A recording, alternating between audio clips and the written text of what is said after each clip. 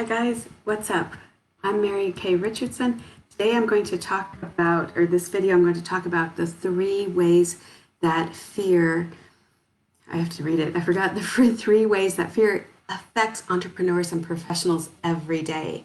So three ways, I'm going to give you more than that, but one of the first ways, first of all, I'm Mary Kay Richardson. I help busy professionals and entrepreneurs take their business to the next level by overcoming bad habits and the things that keep them stuck. So the information today is coming from the Taking Charge website. I'll link it below. So fear can affect us in our physical health, gastrointestinal issues, gut issues, our digestion. When we are feeling fear, it can be from a real or perceived event or situation. So if we perceive that we have to go out and get clients and that they might say no, and that starts our brain thinking in terms of fear that what if they say no? What if they do that? What if, and we start playing out all these scenarios in our head. So if that's you, I have some more information here. If you're also having gut issues, trouble sleeping, anxiety, those can be all related to the single fear of failure. Can affect our cardiovascular system and even irritable bowel syndrome. So those are the physical symptoms of fear. It can also affect our memory. It can impair our formation of long-term memories, the ability to just remember what someone is saying.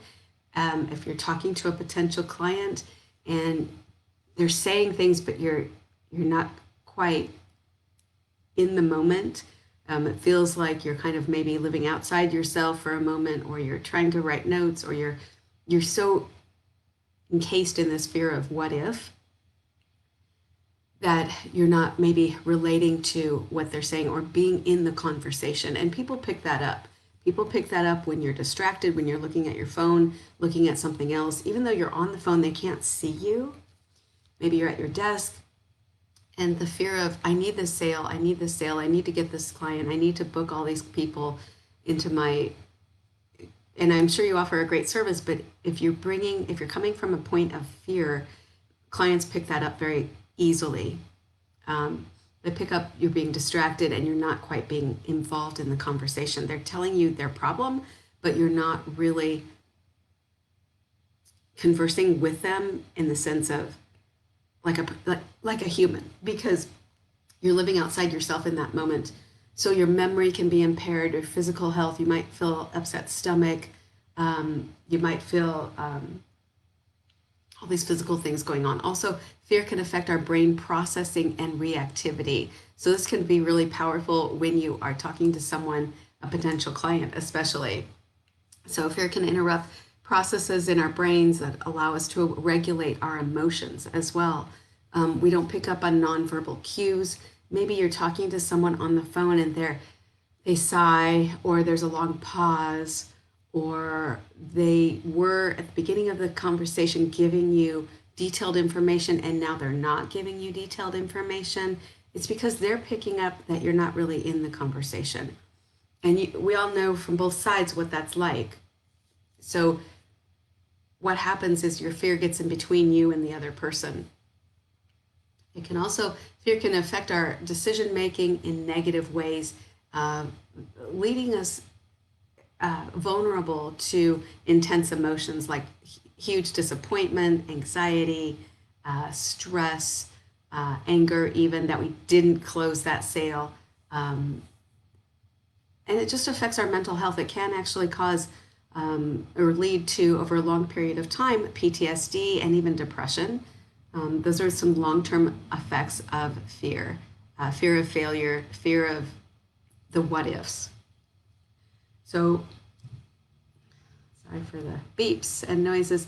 Here's some things that you can do instead. Manage your fear and to manage the anxiety.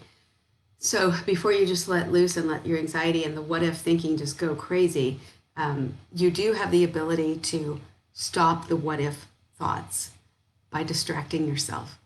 So if you are on the phone call and you are constantly the person's talking, but you're constantly going and thinking these what if thoughts. What if I don't close the sale? What if they're not interested? What if I say something wrong? What if I don't promote my business in the right way? What if on and on and on? You can stop yourself and bring yourself back to concentrate on your breath, on your breathing, and concentrate on hearing what the person's saying.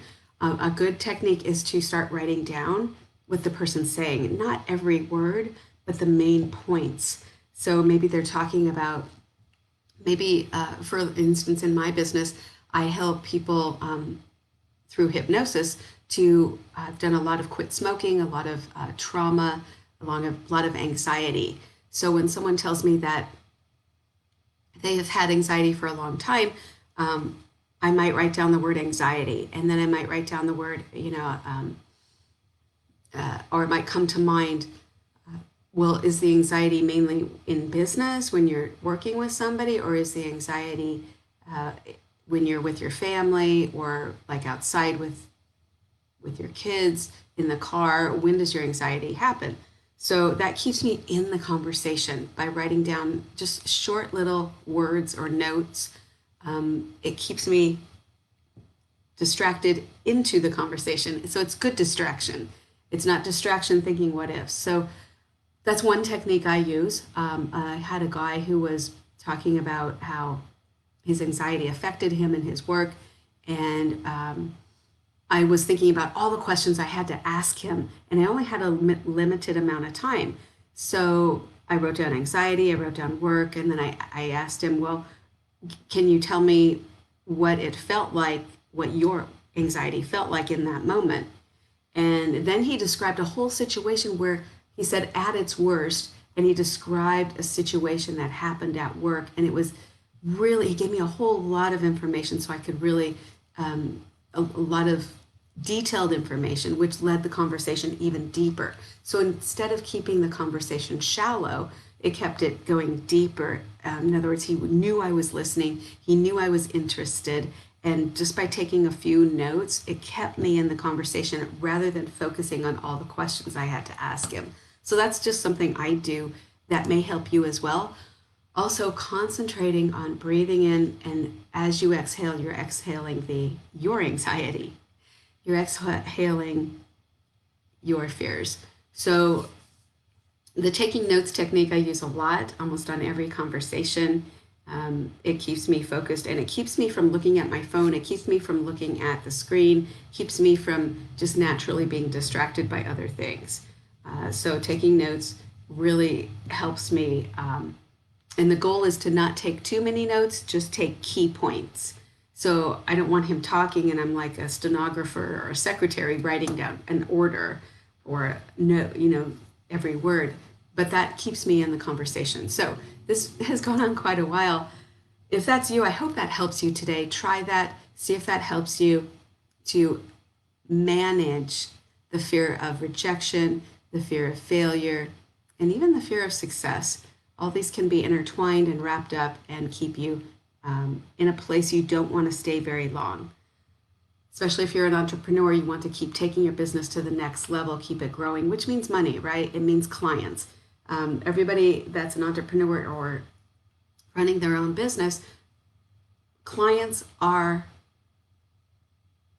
your bottom line. They lead right to the quality of your life financially, right? So if you keep it basic and simple, use these techniques, that try them out. You might consider using them. See if that helps. Leave me a comment.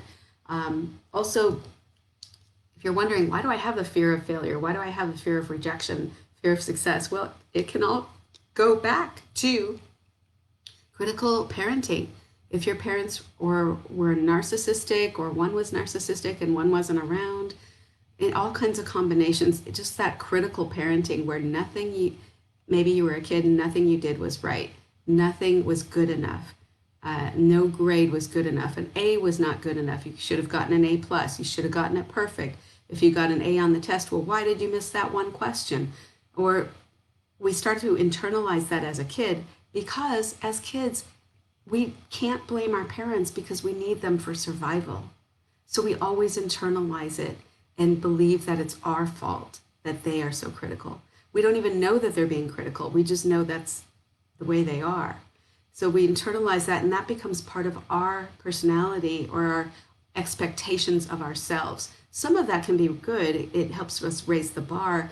But when it's so, the parenting is so narcissistic where it's always about the same parent, they want all the attention, and nothing you do could ever match them or how well they did it, or they're super critical. We carry that into adulthood, and that drives a fear of failure, because why try if it's never going to be good enough?